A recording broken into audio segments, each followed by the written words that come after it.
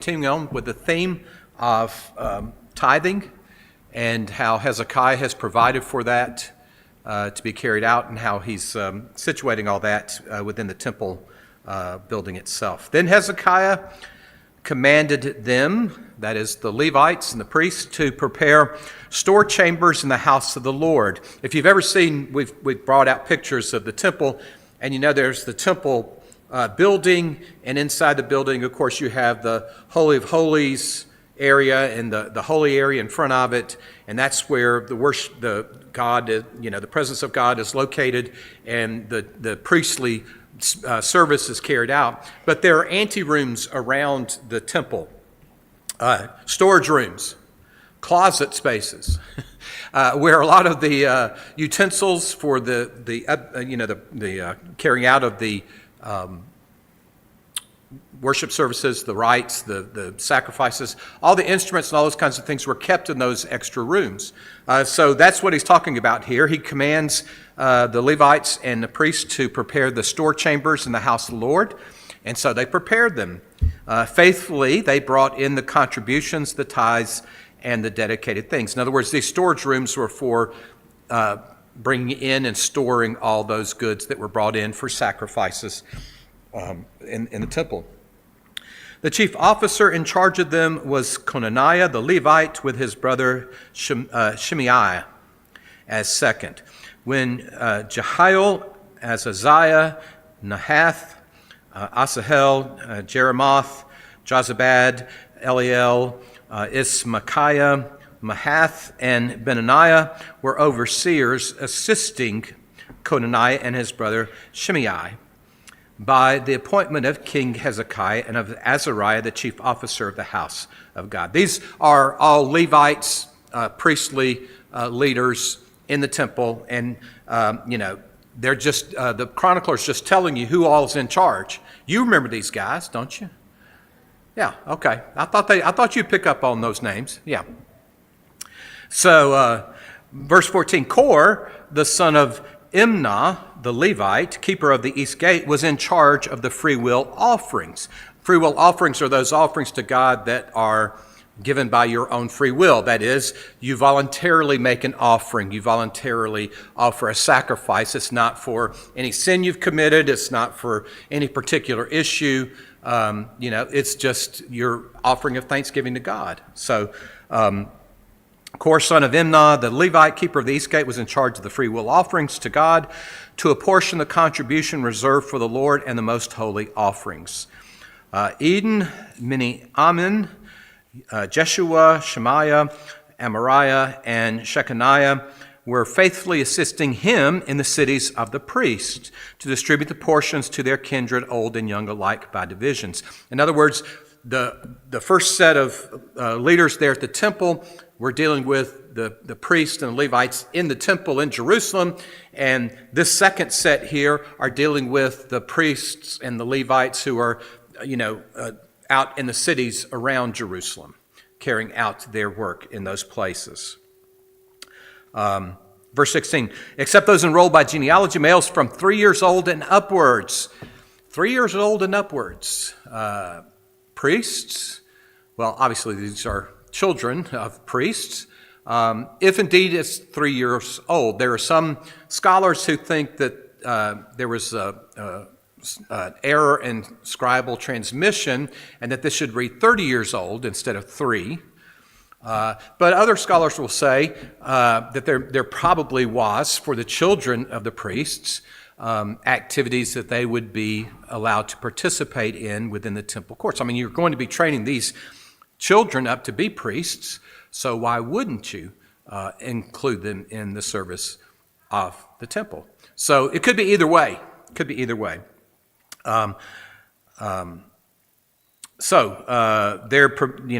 providing the provisions for all those enrolled, males 3 years old and upwards, all who entered the house of the Lord as the duty of each day required, for their service according to their offices by their divisions. Stop there for just a second and just remember that in Luke, the opening chapter of Luke, when Zechariah, receives the special epiphany of God through the angel related to John the Baptist's birth. When he's told about John the Baptist's birth, it's his turn to be in the temple. And that's what they're talking about here. Each day, the priests were to go in and were to serve, the temple. The Levites had duties to do as well. And so there was a rotating schedule. So you have a lot of priests, you have a lot of Levites, and they operate on a schedule. And they go in at certain times according to how that schedule is set up. And that's what we're talking about here. Verse 17. The enrollment of the priests was according to their ancestral houses. That of the Levites from 20 years old and upwards was according to their offices by their divisions. The priests were enrolled with all their little children, their wives, their sons, and their daughters, the whole multitude, for they were faithful in keeping themselves holy. And for the descendants of Aaron, the priests who were in the fields of common land belonging to their towns, town by town, the people designated by name were to distribute portions to every male among the priests and to everyone among the Levites who was enrolled. Okay, so that's a lot of kind of thick, heavy stuff, but all he's doing is giving you a basic outline of the organization of priests and Levites, both in Jerusalem and caring for the surrounding towns. This is about the care and upkeep of the worship of Almighty God among the people. And it's all very detailed, and Hezekiah has his hand on every single bit of it, evidently. He didn't just give this off to, some junior flunky under his command. He's taking the lead on doing this. And so he reminds us of King David. Again, earlier in 1 Chronicles, and we read about King David and his desire to have the temple built. I mean, he went to great lengths to get the temple built, to set everything in motion, to organize the Levites and the priests into companies, and to give them jobs to do and to organize those jobs. So Hezekiah really is like his father, David, not his literal father, but his ancestral father, David, in taking care of the worship of Almighty God among the people. And it's not just that he's doing this as an overseer. It seems to be his joy and his delight. Again, he's like David. You don't have to read much to know how much on his heart, building the temple and organizing the worship of God and setting up all the musical elements to the worship of God, how important that was to him. It was a delight to David's heart to see to the worship of Almighty God by his people and to make sure that it was done in the way that it should be done. And that's exactly what it is for Hezekiah. And that's why Hezekiah enjoys the favor of God in all that he does. And that's what the last couple of verses says there. Hezekiah did this throughout all Judah. That is, he organized all the religious ceremony, ritual, all throughout Judah. He did what was good and right and faithful before the Lord his God, and every work that he undertook in the service of the house of God and in accordance with the law and the commandments to seek his God, he did with all his heart, and he prospered. He truly was moved in all of this to honor God and to see to God's honor being manifest in the worship of the people in Judah. So this is sincere, pure devotion that we're talking about. And it's the source of his blessing in all his other endeavors. Of course, we see here continued the theme that we talked about last week, which we don't need to talk about much at all again. But all of this organization of things was set up as it was so that the religious leadership would be taken care of throughout Judah. Again, it seems that when Ahaz shut down everything, the priests and Levites starved. I mean, if you got no sacrifices taking place at the temple, and you've got nobody collecting the tithes and offerings at the temple, then the people who depend on the temple for their livelihood, the priests and Levites, are going to go hungry. They're not going to have their provisions provided. And so Hezekiah is taking care of that. And of course, that's where, we understand the tithe of the church. Part of the reason for the tithes in the church is to support the clergy in the church so that they can do their work. Again, I referenced that story from Acts 6. The deacons are appointed to help take care of the detailed work of caring for the widows in the church so that the ministers can focus on the work of the word, preaching the word, and prayer. So that's into chapter 31. And again, it finishes out that thought about the reformation of the tithing program within the church, the offering and tithing program in the church. Making sure that the sacrifices can be carried out, to make sure that the clergy can be provided for so they can carry out the sacrifices with the people. Chapter 32 takes us a completely different direction. Back to, quote unquote, the real world. No, the worship world is real too, but as he takes care of the worship world, we're reminded very quickly that the outside world, the world outside the house of God, is more of the same, more of the same, more of the same. We're reminded here, too, that Judah is under the dominion of Assyria. Assyria is the big guy on the block. Remember, the Assyrians destroyed the northern kingdom as they destroyed a lot of kingdoms, as they expanded their power and their reach over all the earth of that day. They destroyed the northern kingdom. Judah was spared only because Ahaz worked out an alliance with the king of Assyria.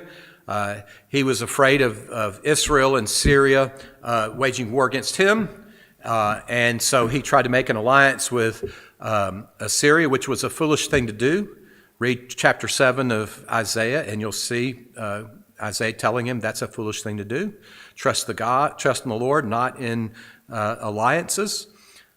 He made that alliance, and that alliance basically was, okay, yeah, I'll take care of you, but you're now mine. And so, it was that vassal state where, day to day, Judah functioned like a normal nation within its borders, among its people, but it was all under the control of the Assyrians, and they paid heavy tribute to the Assyrians. And the Assyrians deported some of the citizens already of Judah into other lands in Assyria, just as they had deported many of the citizens from the northern kingdom when they destroyed it. So it's, Hezekiah carries out all this worship stuff while he's under the thumb of the Assyrians. And so it appears that the king of Assyria, Sennacherib, having taken care of other nations and stuff, says, oh, let me go back and take care of Judah completely now. He doesn't just want a vassal state. He wants to completely dominate it. And so he's going to invade the land of Judah and set up troops outside the fortified cities, getting ready to lay siege to those cities. That's what we see in chapter 32. After these things and these acts of faithfulness on behalf of Hezekiah, King Sennacherib of Assyria came and invaded Judah and encamped against the fortified cities, thinking to win them for himself. When Hezekiah saw that Sennacherib had come and intended to fight against Jerusalem, he planned with his officers and his warriors to stop the flow of the springs that were outside the city, and they helped him. A great many people were gathered, and they stopped all the springs and the wadi that flowed through the land, saying, why should the Assyrian kings come and find water in abundance? Stop there for a second. The troops are sitting outside the major cities, and they're holed up. They're waiting for the right time to lay siege to the cities. Well, if you stop the water supply to them, then you're going to make things awfully uncomfortable on the enemy. And so that's the thinking of Hezekiah, and that's what they've set to do, and that's what they've done. Verse 5, Hezekiah set to work resolutely and built up the entire wall that was broken down and raised towers on it, and outside it he built another wall. He also strengthened the Millo in the city of David and made weapons and shields in abundance. Stop there for a second. What in the world is the Millo? It is a fortification of some sort. There's scholars and archaeologists have tried to figure this out for a long time. It's some sort of a fortification. It's thought to be like a set of ascending stairs. If I could have produced a picture for you, I would have shown you what they think it was. But it was some sort of fortification that was meant to protect the water source in Jerusalem. And it dates beyond David's time. It dates to the time of the Jebusites. Remember, David wins Jerusalem for his people, taking it from the Jebusites who had been there for a long, long time. So it was evidently something that they constructed and that was, again, used primarily to protect important parts of the city in case of siege.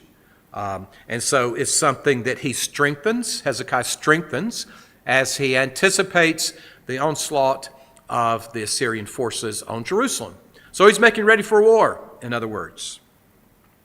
Verse 6, he appointed combat commanders over the people and gathered them together to him in the square at the gate of the city and spoke encouragingly to them, saying, all right, pay attention. Here's the sermon for the day.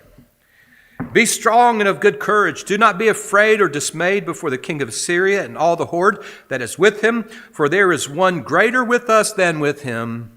With him is an arm of flesh, but with us is the Lord our God to help us and to fight our battles. The people were encouraged by the words of King Hezekiah of Judah. So he's taken to some steps, fortify the cities, fortify Jerusalem, cut off the water supply to the Assyrians, make life as uncomfortable as possible for them. But then he preaches to the people and he says, do not fear, God is with us. The one who is with us is greater than the one who is with them, who is actually just them. God is with us. They have only themselves to rely on. Reading these words and then reading some words later on when we see what happens made me think of a story that you all, I know, are very familiar with. It comes from 2 Kings 6. It's in the days of Elisha, not Elijah, but Elisha. And Elisha, I've given you the quote there. Basically what happens in those first several verses, Elisha has been, through his prayer ministry, been thwarting the efforts of the king of Aram to wage war against Israel. And so the king gets kind of tired of this, and when they say, well, it's Elisha's work, he says, well, let's go take out Elisha.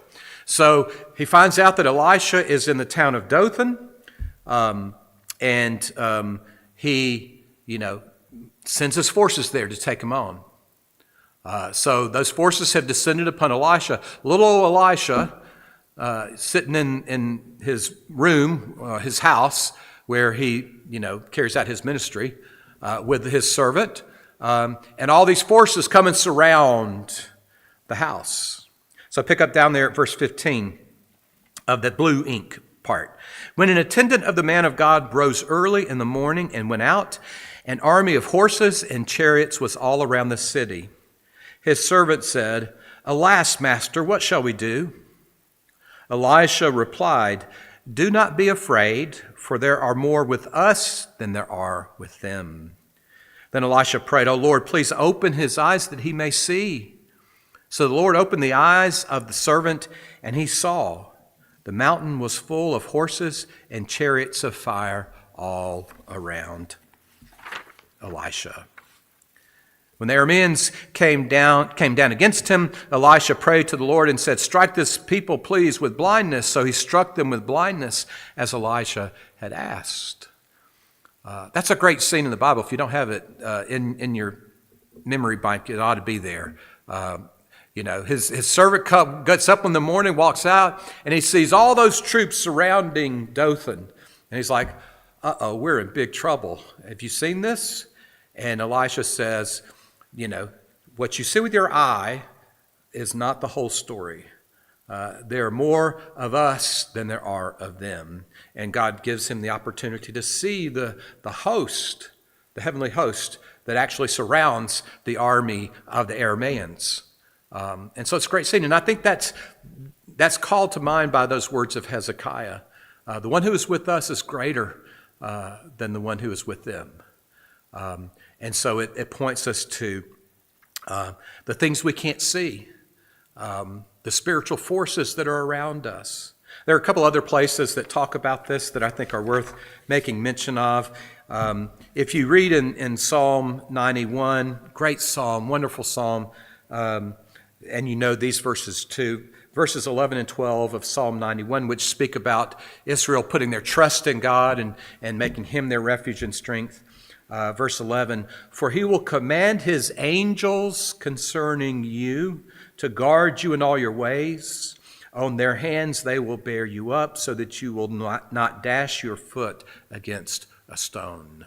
It's a battle scene, that whole psalm, Psalm 91, and it's, the psalmist is talking about how God will deliver you.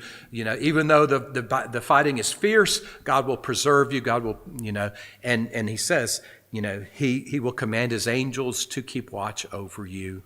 So it's a very vivid demonstration of this principle we're just talking about. Of course, in Ephesians chapter 6, Apostle Paul, in the last words he gives to the Ephesian church, he says, finally be strong in the Lord and in the strength of his power. Put on the whole armor of God so that you may be able to stand against the wiles of the devil. For our struggle is not against enemies of blood and flesh, but against the rulers, against the authorities, against the cosmic powers of this present darkness, against the spiritual forces of evil in the heavenly places. It's a spiritual war. Whatever physical, material manifestation we see around us, there's a spiritual element to it, and God is providing for us through that spiritual element. And so these verses, I think, remind us, just because you can't see, what you can see is not all there is to it. There's much more going on behind the scenes, much more going on in the invisible realm, much more going on in the spiritual dominion that exists around all of earthly reality.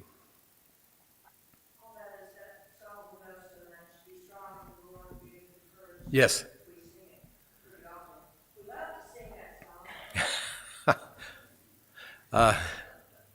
And those words you'll find often in the Old Testament, be strong and be of courage. I've told y'all before, whenever you read those words, be scared, be very scared. Because what they mean is trouble's coming your way. But be strong, be of good courage, because you don't go that way on your own. Those are the words that are spoken to Joshua right when he gets ready to lead the Israelites, into the promised land. And he says, be strong and be of good courage. And I'm like, yep, it's, everything's getting ready to break loose. So be strong, be of good courage. God is going to be with you. Even though it looks like everything's going to fall apart, God is going to be with you. And it's the same kind of dynamic that's going on. So he makes that great little sermon there to his people. But then the forces of King Sennacherib do their own version of psychological warfare. It is psychological warfare. What's in the mind of the people, their spirit, their sense of courage and their hope, their trust, that has everything to do with how well they will do. And so, Hezekiah has tried to build up their courage, and now the servants of King Sennacherib are going to try to tear it down.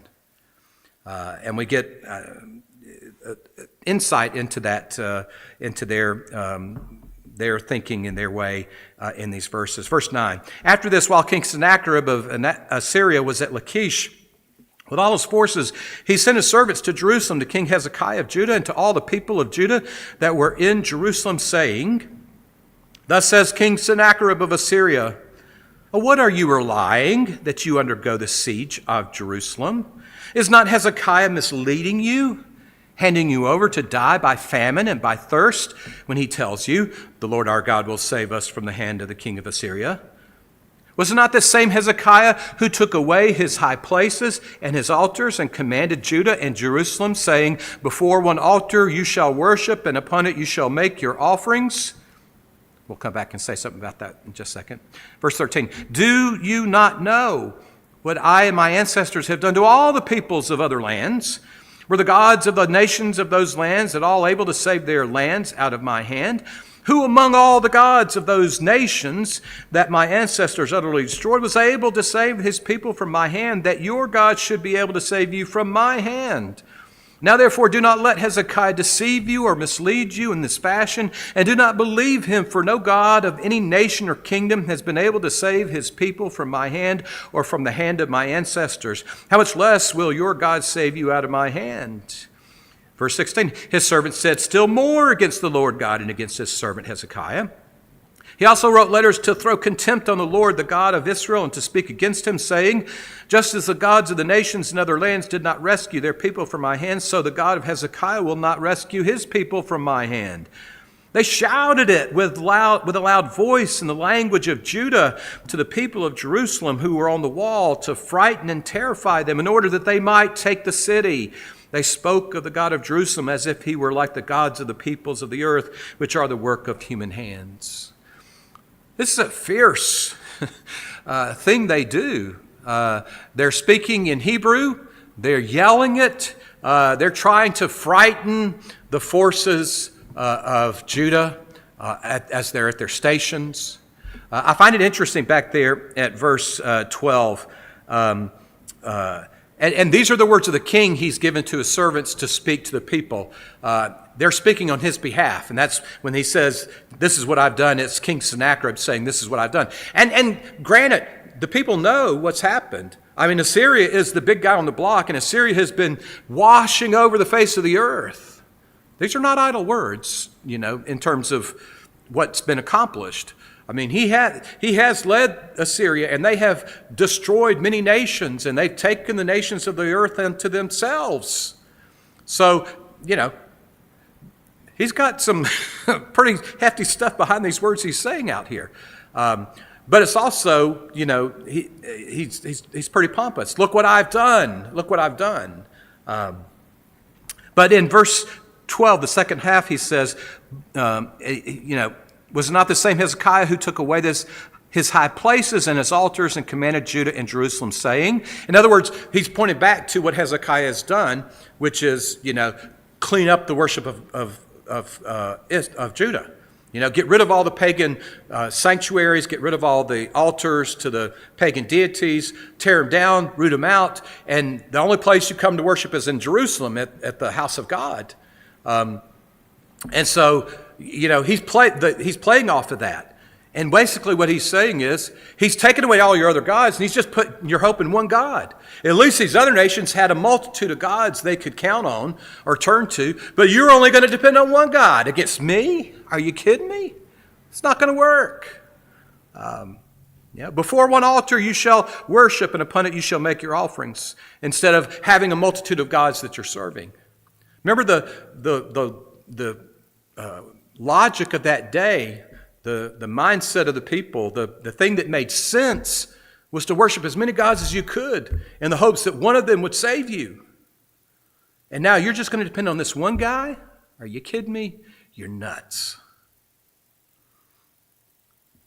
Heavy-duty stuff. You can imagine some of those guys were trembling in their boots. So Hezekiah, his turn comes again, and what does he do? He prays before the people. He knows what they need, and he prays before the people. Verse 20, then King Hezekiah and the prophet Isaiah, son of Amos, prayed, and that's the Isaiah of the Bible, okay, the book of Isaiah. Prayed because of this and cried to heaven, and the Lord sent an angel who cut off all the mighty warriors and commanders and officers in the camps of the king of Assyria. We're not given details. We would love to have details. All we're told is that God sends an angel to carry out the devastation of Sennacherib's troops. Somehow, some way, the troops are interfered with, are undermined. They're thrown into disarray, and they can't do what they set out to do. Somehow or another, what they wanted to do has been, completely undone by the work of God's angelic host. Again, this is not Israel fighting the battle, or Judah fighting the battle. It's God fighting the battle for Judah and in that spiritual realm of things. Second half of verse 21. So he returned in disgrace, that is Sennacherib, to his own land. When he came into the house of his God, some of his own sons struck him down there with the sword. He'd exalted himself before Almighty God, and so he was laid low by his own sons. Verse 22, so the Lord saved Hezekiah and the inhabitants of Jerusalem from the hand of King Sennacherib of Assyria and from the hand of all his enemies. He gave them rest on every side. And then he brought gifts to the Lord in Jerusalem and precious things to King Hezekiah of Judah, so that he was exalted in the sight of all the nations from that time onwards. It's a great victory that's carried out by the power of God against the Assyrians and against the king.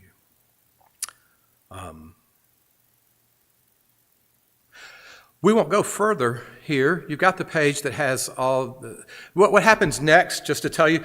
And you can read through those verses, and we'll pick it up next time. The last two paragraphs are basically the summary paragraphs that you usually find in the Chronicles when you're summing up what the king did. And usually, as I've told you before, when the king has lots of stuff, that means he had a good reign. God blessed him. That's the chronicler's way of, assigning, fame and glory to the king. But there's that one paragraph about when Hezekiah has a disease and he comes near to death and he prays for God to extend his life. And that's what we're going to talk about. This version of it in 2 Chronicles is a shortened version of it. If you look in 1 Kings 20, you'll read a longer version of it. If you turn to Isaiah 38, you will find a longer version of it. Isaiah references what goes on with Hezekiah. So I think it's Isaiah 37 and 38 or 38 and 39, but it's in that 38's in the middle of it. But read those passages before you come back next week, and we'll clean up this last little bit. But Hezekiah asks for longer life, and he gets longer life, but with the time that's given him, he becomes prideful in a way that cast a dark shadow upon his service as a king. So anyway, rather than try to go into that when we don't have much time left, we'll just hold off till next week for that. Any thoughts, questions, comments, concerns? All right. Thanks much. Go in peace. Enjoy a beautiful fall afternoon, I think.